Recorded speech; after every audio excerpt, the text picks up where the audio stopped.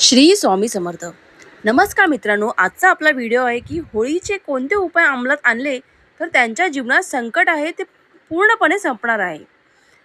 तर मित्रांनो, हिंदू पंचांगानुसार होळी फाल्गुन महिन्याच्या पौर्णिमेला साजरी केली जाते. 2 दिवस साजरा केल्या जाणाऱ्या या सणात पहिल्या दिवशी होलिका दहन तर दुसऱ्या दिवशी धुलीवंदन अर्थात होळी खेळतात. तसेच होळी जीवनातील काही संकटावर मात करण्यासाठी श्रेष्ठ सण असल्याचे मानले गेले आहे. या दरम्यान काही ज्योतिष उपाय करून संकटांना मात करता येतं. तर जाणून घ्या कोणत्या समस्यांसाठी कोणते उपाय योग्य ठरतील.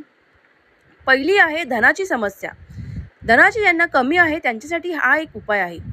तर मित्रांनो, होळीच्या रात्री चंद्र उदय झाल्यानंतर आपल्या घराच्या गच्चीवर किंवा खुल्या मैदानात जेथून चंद्र दिसत असेल तिथे उभे राहायचे आहे आणि नंतर चंद्राला स्मरण करून चांदीच्या ताटात खारीक आणि मकाने घेऊन शुद्ध तुपाच्या दिव्यासह धूप आणि अगरबत्ती लावायची आहे, म्हणजेच उदबत्ती दाखवायचं आहे.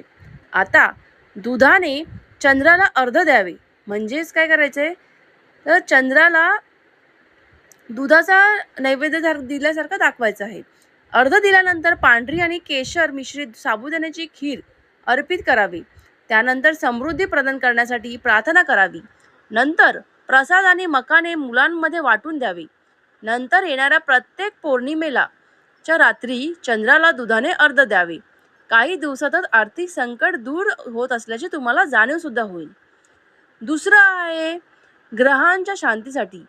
म्हणजेच भरपूर लोकांचे ग्रह असतात, अशा आपण बोलतो की काही चुकामुक झाली त्यांच्या आयुष्यात तर बोलतात की तुमचे ग्रह हे झालेले आहेत का, म्हणजे काय बिघडलेले आहेत.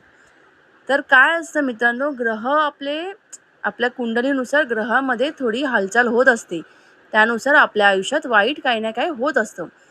तर मित्रांनो, ग्रहाच्या शांती करण्यासाठी आपल्याला होळीच्या रात्री उत्तर दिशेत चौरंगावर पांढरा कपडा पसरवून त्यावर मूग, चण्याची डाळ, तांदूळ, काळे उडीद आणि तिळाचे ढीग असे करायचं आहे. आता त्यावर नवग्रह यंत्र स्थापित करायचे. त्यावर केशर आणि तिळक करायचे. नंतर तुपाचा दिवा लावावा आणि या मंत्राचा जप करावा. जपण्यासाठी स्फटिक माळ घ्यावी.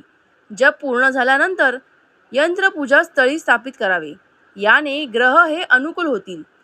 तर मंत्र असा आहे की ब्रह्मा मुरारी त्रिपुर क्रांतकारी भानु शशी भूमी सुतो बुधश्य गुरुश्य शुक्र शनी राहू केतवः सर्वे ग्रह शांती करवा भवंतु.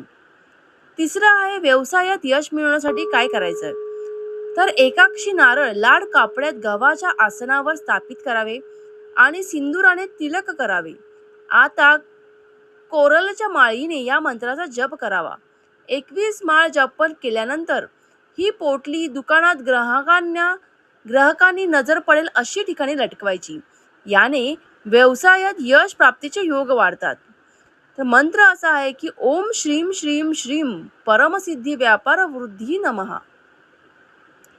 चौथा उपाय असा आहे की शीघ्र विवाहासाठी उपाय. म्हणजेच ज्यांचे विवाहासाठी अडचणी येत आहेत, विवाह जुळून नाही येत आहेत, त्यांनी होळीच्या दिवशी सकाळी एक साबूत विड्यावर साबूत सुपारी आणि हळदीची गाठ घेऊन शिवलिंगावर अर्पित करावी. नंतर मागे न वळता घरी यावे. हा उपाय दुसऱ्या दिवशी पण करावा. विवाहाचे योग जुळून येतील. तर पाचवा आहे आजार दूर करण्यासाठी. म्हणजेच आपण आजारामुळे त्रस्त झाला असाल तर होळीच्या रात्री हा खास उपाय आपल्याला आजारापासून मुक्ती देऊ शकतो. तर होळीच्या रात्री या मंत्राचा तुळस माळीने जप करावा.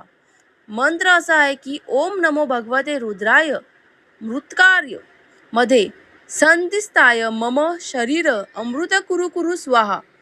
हे उपाय अंमलात आणल्यास लवकरच फायदा दिसून येईल.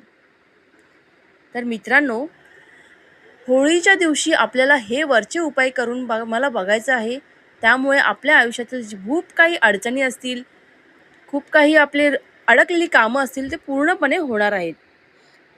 व्हिडिओ आवडल्यास नक्की कमेंट करून मला नक्की सांगा. अशाच नवीन नवीन माहिती मिळवण्यासाठी माझ्या चॅनलला सबस्क्राईब करायला विसरू नका. श्री स्वामी समर्थ. धन्यवाद.